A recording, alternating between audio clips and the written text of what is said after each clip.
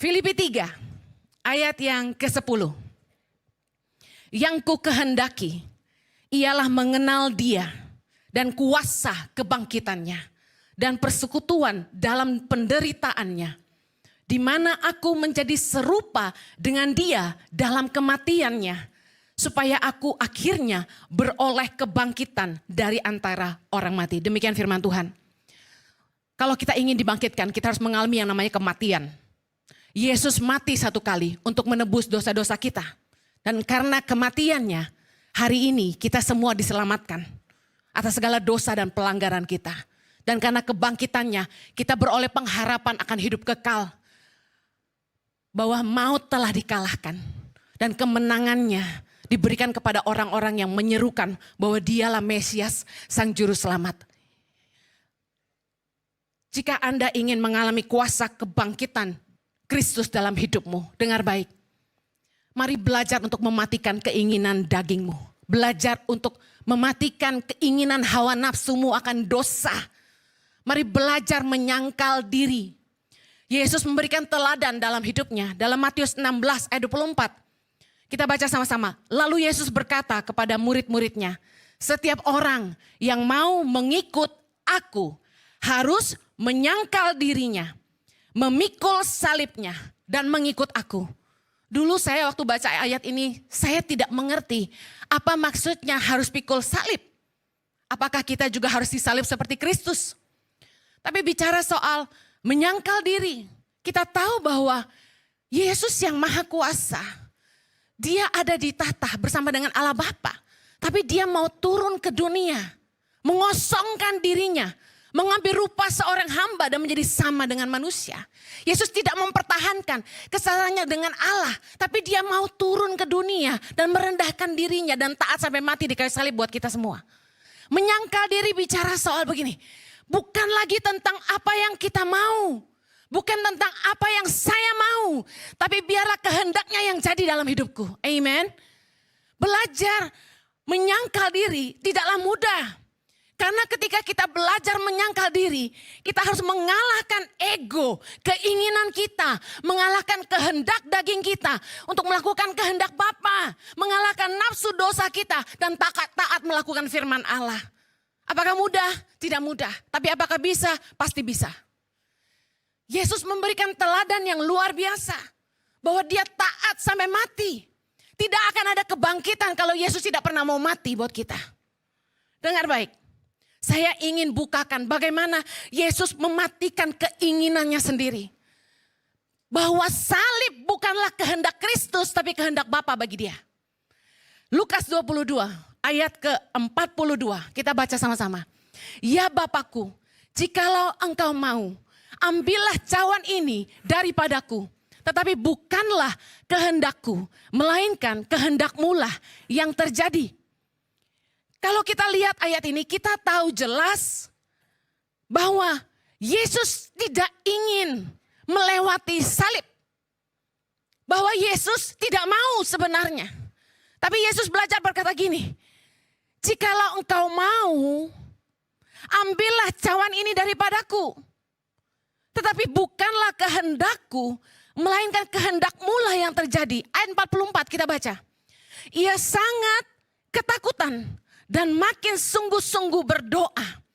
Peluhnya menjadi seperti titik-titik darah yang bertetesan ke tanah. Anda tahu bahwa pembuluh darah Yesus pecah karena stres? Bahwa Dia sangat takut untuk melewati salib? Siapa yang tidak takut? Berbeda dengan kita. Kita tidak tahu apa yang ada di depan kita. Tapi Dia maha tahu. Dia tahu apa yang akan dilewatinya. Yesus tahu akan ada mahkota duri yang ditancapkan di kepalanya. Yesus tahu bahwa akan ada cemeti yang akan menarik daging dari punggungnya. Dia dicambuk. Yesus tahu salib itu berat. Yesus tahu Dia akan diikat dan dipenjarakan di bawah tanah semalam-malaman. Yesus tahu Dia akan kehausan. Yesus tahu tidak akan ada orang-orang yang membela Dia. Yesus sangat ketakutan. Ada di sini yang bisa bahagia kalau tahu akan dihukum mati? Gak mungkin. Yesus sangat ketakutan. Peluhnya seperti tetesan darah karena dia begitu stresnya. Matius 26 ayat 38. Yesus katakan kepada murid-muridnya, hatiku sangat sedih seperti mau mati rasanya. Tinggallah di sini dan berjaga-jagalah dengan aku. Ini perasaan Yesus saat itu. Dia sangat sedih seperti mau mati. Ayat 42 kita tahu Yesus berdoa 3 kali. Di saat dia berdoa kedua kalinya di 42 Yesus berkata gini. Lalu ia pergi untuk kedua kalinya dan berdoa katanya, ya Bapakku, jikalau cawan ini tidak mungkin lalu kecuali apabila aku meminumnya, jadilah kehendak-Mu. Saya bisa pastikan salib bukan kehendak Yesus. Dia takut. Sebagai manusia, dia terlahir sebagai manusia, dia sangat takut. Tetapi dia berkata, bukan kehendakku, tapi kehendak-Mu. Kendati pun Yesus sangat ketakutan untuk memikul salib, tapi dia memilih taat kepada kehendak Bapanya. Dia menyerahkan kehendaknya agar kehendak Bapa yang jadi. Yesus mematikan kehendaknya sendiri. Karena itulah Yesus dikaruniakan kuasa dan kemuliaan oleh Bapa. Apa implikasinya dalam hidup kita hari ini? Yesus ingin bilang gini, kita tidak bisa lihat kemuliaan tanpa ketaatan. Kita tidak bisa menerima glory without the cross. Kita nggak bisa dibangkitkan kalau kita sendiri tidak mau menghidupi kematiannya dalam hidup kita. Yesus mati buat kita supaya kita bisa mati untuk daging kita. Bisa mati untuk dosa-dosa kita dan belajar hidup bagi Allah. Sebagai manusia, daging kita lemah. Dan Yesus sangat tahu itu. Bahwa manusia jatuh bangun dalam dosa. Kita lihat drama tadi, bagaimana berbagai aspek kehidupan manusia yang dalam dunia nyata terjadi. Orang yang membutuhkan uang, mereka akhirnya tidak jujur dalam pekerjaan. Orang yang berpikir mereka menginginkan kebahagiaan, mereka tidak setia kepada pasangan mereka. Orang yang ingin menyenangkan istrinya, sesuai firman Tuhan berkata, orang yang beristri memikirkan perkara-perkara duniawi, ingin berusaha menyenangkan keluarganya dengan cara yang salah. Ingin mendapat pengakuan dari manusia dengan cara yang salah. Kita ini lemah dalam daging kita. Tapi mari belajar dari Yesus bagaimana dia bisa mematikan keinginannya sendiri. Kalau Anda ingin mengalami kuasa kebangkitan Kristus, Anda ingin melihat salib Kristus nyata dalam hidupmu dan kebangkitannya nyata dalam hidupmu, Anda harus belajar menyalibkan keinginanmu, keinginan dagingmu, keinginan hawa nafsumu. Anda lihat teman-temanmu, mereka kaya karena mereka serakah, mereka kaya karena mereka tidak jujur. Anda tidak boleh ikut mereka. Anda berani berkata bahwa aku menyalibkan keinginanku. Saya kasih tahu, dalam hidup kita secara real, kita dituntut untuk menyangkal diri. Tapi seringkali kita memilih untuk tidak taat. Manusia itu paling pintar bikin alasan untuk membenarkan dirinya sendiri. Tapi mari belajar dari Yesus. Dia tidak argue dengan Bapa. Dia tidak bilang gini, apa nggak ada cara lain? You are Almighty God. You can do all things. Apa nggak ada cara lain? Yesus nggak deny, Yesus tidak argue. Dia bilang bukan kehendakku, tapi kehendak-Mu. Kuasa kebangkitan Kristus, kuasa yang sama ada di dalam kita. Katakan amin. Kuasa yang sama yang ada dalam diri Kristus telah diberikan kepada kita orang-orang percaya. Bahwa ketika rohnya diberikan ke dalam setiap kita, kita memperoleh kuasa yang sama. Kuasa untuk apa? Kuasa untuk bangkit dari belenggu dosa. Kuasa untuk bangkit dari keterpurukan kita. Kuasa untuk bangkit dari kegagalan kita. Kuasa untuk bangkit dari kelemahan, dari kebodohan kita. Kuasa untuk bangkit dari mengasihani diri sendiri. Kuasa untuk bangkit dari zona nyaman kita. Kuasa kebangkitannya memberi kuasa dalam hidup kita. Supaya kita mati bagi dosa dan hidup bagi Allah. Kuasa kemenangan salib Kristus harusnya nyata dalam hidup kita orang percaya hari ini.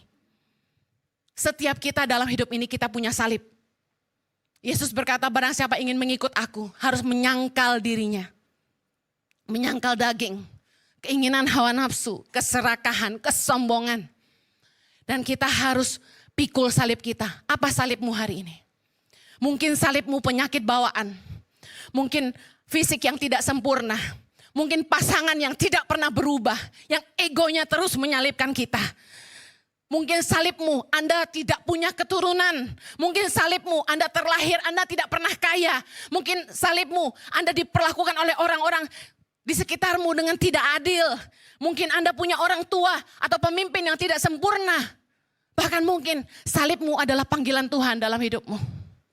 Tapi dengar baik, kuasa kebangkitannya ada dalam hidupmu. Mari pikul salib. Apa salib hidupmu?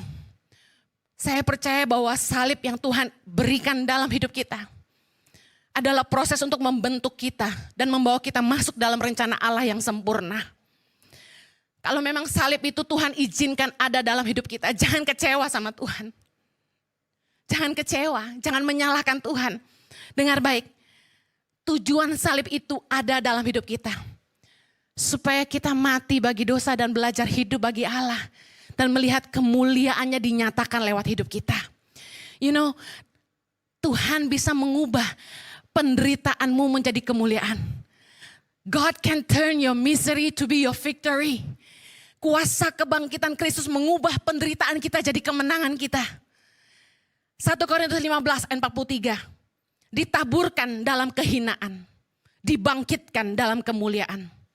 Ditaburkan dalam kelemahan. Dibangkitkan dalam kekuatan. Saya lihat sendiri dengan mata saya. Anak-anak yang pernah miskin. Anak-anak yang pernah ngalami sekolah itu susah. Hari ini mereka jadi pahlawan-pahlawan yang dibangkitkan Tuhan. Untuk menolong banyak anak-anak Indonesia untuk bisa sekolah. Saya melihat sendiri orang-orang yang pernah mengalami pelecehan di masa kecilnya. Mereka menjadi pahlawan untuk anak-anak yang dilecehkan. Orang-orang yang tidak punya keturunan biologis. Mereka menjadi orang tua bagi banyak yatim piatu. Orang-orang yang pernah kehilangan orang yang dikasihinya karena penyakit kanker. Atau mereka seorang cancer survivor.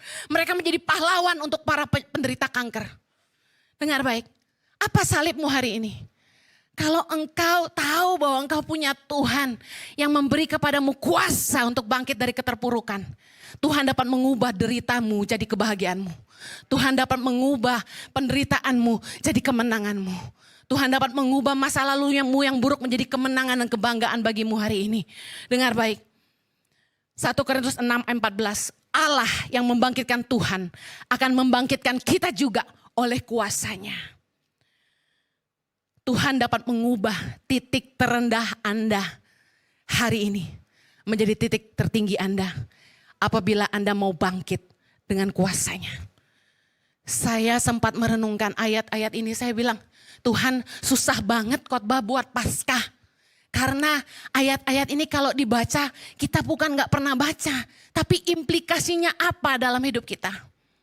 Saya ingin share supaya ayat-ayat ini jadi lebih real. Filipi 2 ayat 5-10 kita baca sama-sama.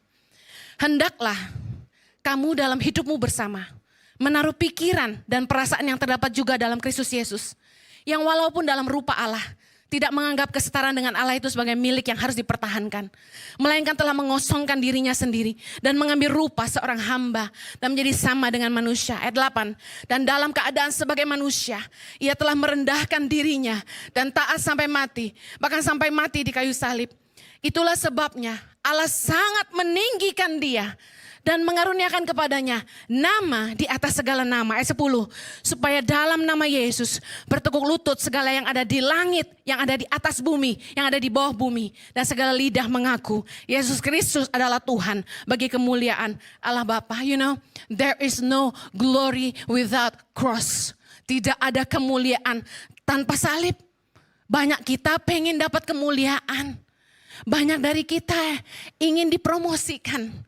Tapi tahukah Anda bahwa ada proses kematian yang harus kita lewati?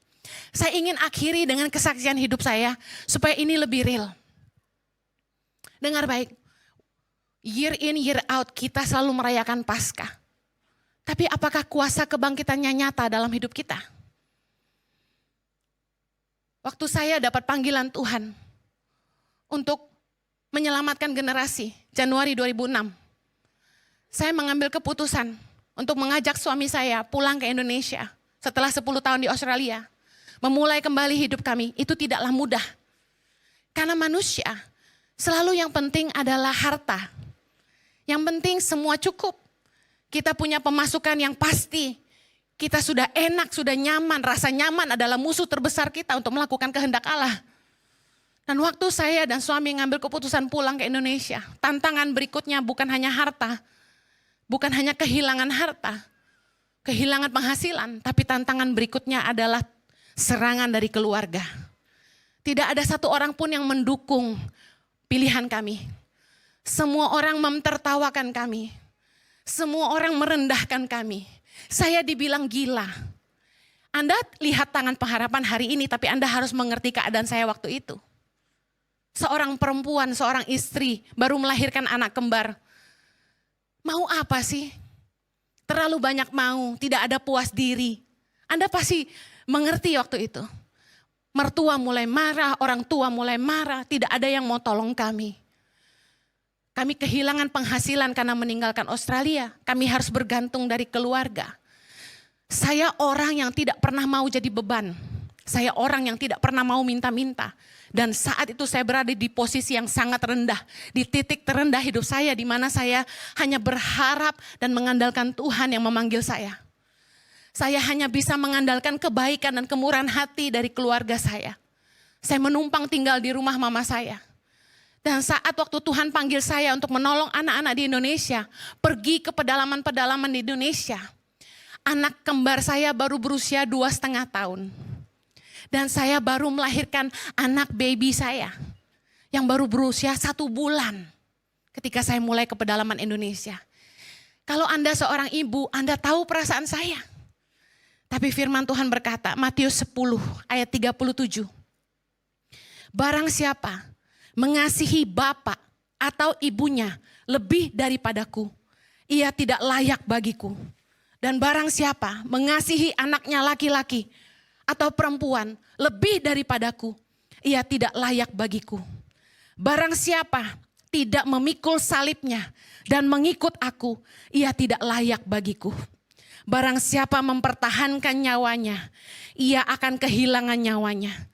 Dan barang siapa kehilangan nyawanya karena aku, ia akan memperolehnya. Salib bicara ini. Salib kita berbeda-beda.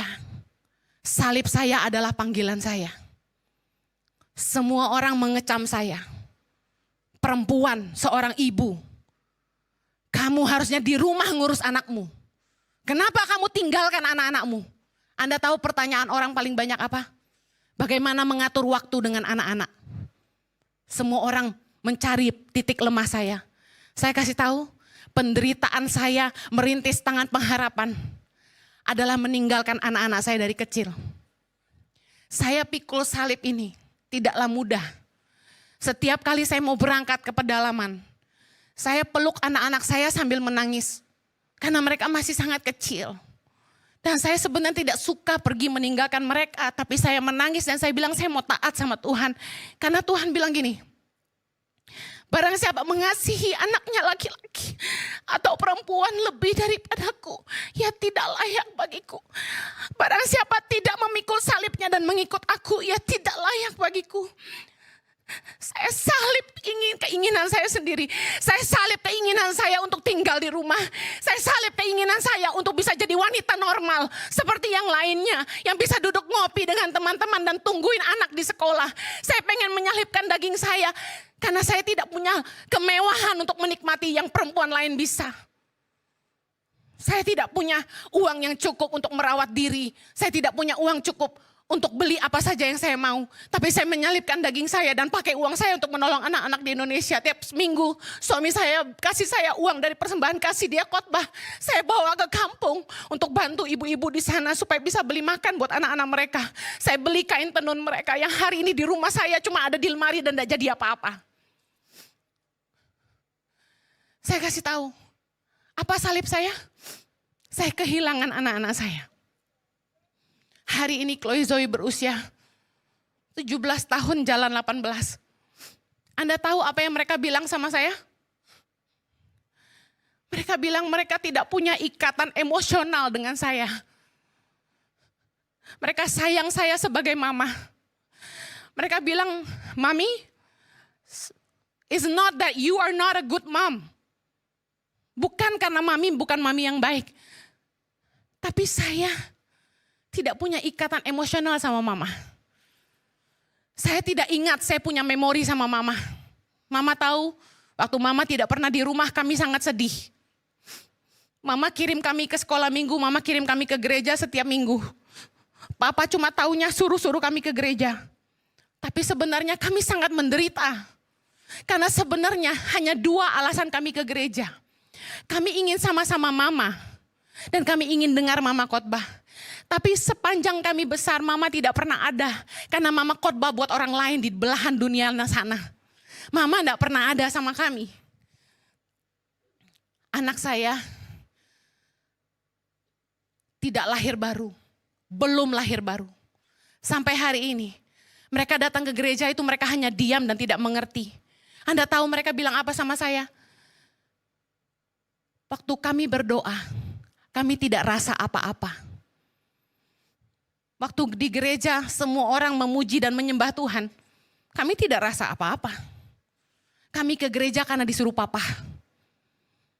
Mereka bilang sama saya, Mami, justru di saat kami butuh mama, mama gak ada. Mama khotbah buat dunia, tapi mama gak ada buat kita. Dan saya bilang gini, no. Dari kecil kalau mami gak ke pedalaman atau mami gak pelayanan, mami di rumah. Mami nonton Barbie sama kamu. Dia bilang enggak, I don't remember that. Waktu malam-malam kita ngobrol, mami suka sharing firman Tuhan. Buat mereka gini, not enough. Waktu saya kurang buat mereka. Anda tahu pukulan yang terbesar dalam hidup saya adalah melihat anak-anak saya belum kenal Tuhan sampai hari ini. Orang puji saya, orang bilang saya punya nama besar. No, buat saya panggilan ini salib. Kalau saya boleh tukar waktu saya mungkin memilih jadi mama yang biasa aja. Yang penting saya lihat anak-anak saya kenal Tuhan. You know, saya cuma pegang janji Tuhan buat saya. Tiap kali Tuhan ngomong sama saya tentang anak-anak saya, Tuhan selalu bilang gini, do not worry about your kids, I will take care of your kids. Jangan khawatir tentang anak-anakmu, aku akan urus anak-anakmu. Matius 19 ayat 29. Dan setiap orang yang karena namaku meninggalkan rumahnya, saudaranya laki-laki atau saudaranya perempuan, bapak atau ibunya, anak-anak atau ladangnya, akan menerima kembali 100 kali lipat dan akan memperoleh hidup yang kekal. Amin. Saya pegang janji Tuhan ini buat saya. Bahwa saya akan lihat anak-anak saya melayani Tuhan, menerima Tuhan, Yesus sebagai Tuhan dan Juru Selamat. Dan benar-benar mengalami perjumpaan dengan Tuhan secara pribadi. Bukan karena Anda tidak penting buat saya, tapi Anda mengerti ini salib buat saya. Anak kembar saya yang pertama, Chloe, berkata begini, Mami, kalau saya bisa turn back the time, kalau saya bisa mengembalikan waktu yang hilang, saya tidak akan meminta mama berubah. Saya tidak akan meminta mama untuk merubah apapun. Karena saya tahu Tuhan punya rencana dalam hidup mama. Saya tahu bahwa Tuhan punya panggilan dalam hidup mama. Dan saya sangat memahami, mama pergi karena panggilan Tuhan. Tapi mama juga harus mengerti bahwa kami butuh waktu untuk punya ikatan emosional dengan mama. Karena sejak dari kami kecil, mama sibuk melayani. Omongan Chloe ini seperti air sejuk di tengah-tengah kesedihan saya. Tapi Anda tahu, bagi saya, nama besar gak ada artinya. Harta pun gak ada artinya. Bagi saya, hari ini Tangan Pengharapan dikenal orang banyak. Dan kami bisa menolong lebih dari 10.000 anak Indonesia. Tidak ada satu sedikit pun kebanggaan dalam hati saya. Memang semua ini adalah kemuliaan yang Tuhan berikan karena salib yang saya pikul. Tapi doa saya hari ini saya hanya minta begini, Tuhan, kemuliaan yang kuinginkan hanya melihat anak-anakku mengenal Tuhan. Besok subuh saya akan berangkat untuk bertemu dengan Chloe dan Zoe. Saya batalkan semua jadwal pelayanan di gereja. Seminggu ke depan saya akan kembali Sabtu depan untuk melayani Anda hari Minggu. Saya pesan sama staf di kantor, saya tidak akan kerja sama sekali, saya akan matikan handphone saya. Kalau Anda butuh otorisasi, saya cuma kasih Selasa pagi dan Jumat pagi. Selebihnya saya hanya akan ada buat Chloe dan Zoe. Saya merasa sebagai ibu yang gagal, tapi ini salib saya. Mungkin salib Anda. Anda merasa Anda miskin dan tidak pernah kaya.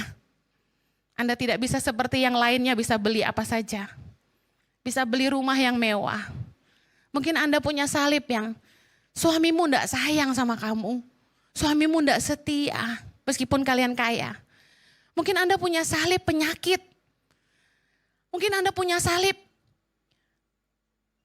istri yang tidak baik. Yang tidak melayani. Mungkin Anda punya salib cacat tubuh, disabilitas. Mungkin anak yang katanya kurang normal dan sebagainya. Kita semua punya salib di hidup kita. Tapi dengar baik, tidak ada kemuliaan tanpa salib. Percayalah bahwa kuasa Tuhan nyata dalam hidup kita untuk mengubah penderitaan kita jadi kemenangan kita. Amen. Saya akan lihat anak-anak saya dimenangkan buat Tuhan. Saya percaya, saya pikul salib saya dan saya akan lihat kemuliaan Allah dinyatakan bagi saya. Saya minta jemaat dukung saya dan suami dalam doa. Kemarin saya ngomong sama Bobby. Bobby Lianto bukan orang baru. Kami berteman sudah sangat lama. Kakaknya sekolah di Australia juga sama-sama kami. Saya bilang sama Bobby, gimana Jaden bisa kecil-kecil jadi pengkhotbah dari usia 9 tahun? Anda tahu berawal dari mana? Berawal dari penyakit mata yang dideritanya. Anak ini operasi mata, nanti dia akan saksikan. Tapi dia ngalami Tuhan dalam hidupnya. Kadang-kadang kita harus izinkan ada kematian-kematian terjadi dalam hidup kita. Supaya kita ngalami kemuliaan Allah. Dan bagaimana Bobby kasih waktunya setiap malam, hampir setiap malam. Katanya 330 hari dalam 365 hari. Untuk cerita sama anaknya tentang Tuhan. Dengan berbagai dongeng, cerita, Alkitab. Dia bilang gini sama saya. Dia adalah pemimpin Full Gospel Businessman Fellowship di sana. Dan dia bilang gini, kan aku harus sharing di Full Gospel. Aku harus persiapkan kan kalau buat khotbah. Apalagi buat anakku, ini kan generasi. Aku harus siapin. Jadi tiap hari waktu dia baca firman, dia pikirin bagaimana caranya dia bisa jelasin tentang Tuhan buat anak-anaknya. Ceritanya lucu-lucu sampai pakai nama Kingdom of Hyundai dan sebagainya. Tapi saya kagum dengar ceritanya bagaimana dia bilang gini, kalau dia ada meeting di malam hari, dia akan pulang ke rumah sebentar untuk cerita buat anaknya. Anaknya tidur baru dia pergi meeting lagi. I think Bobby should share sama kita kapan-kapan tentang bagaimana jadi papa yang baik buat anak-anak. Dan saya berharap Jojo juga bisa dengar Bobby cerita. Saya ingin sekali kita semua belajar bagaimana kita harus pikul salib di hidup ini. Dengan penuh ketaatan sama Tuhan, menyangkal daging kita. It's not about me. Bukan apa yang saya mau, tapi biar kehendak Tuhan yang jadi dalam hidup kita. Amin. Mungkin harga yang kita bayar membuat kita mencucurkan air mata. Tapi percayalah, ada kemuliaan yang menanti kita. Ada kemuliaan yang menanti kita. Mari alami kuasa kebangkitannya. Jangan lagi terpuruk. Jangan lagi tinggal dalam dosa. Jangan lagi keinginan hawa nafsumu menguasaimu. Mari bangkitlah. Anda tidak bisa mengubah di mana Anda berdiri hari ini. Tapi Anda bisa menentukan kemana Anda mau pergi. Mari bangkitlah dengan kuasa Tuhan dalam hidupmu. Mari kita berdoa.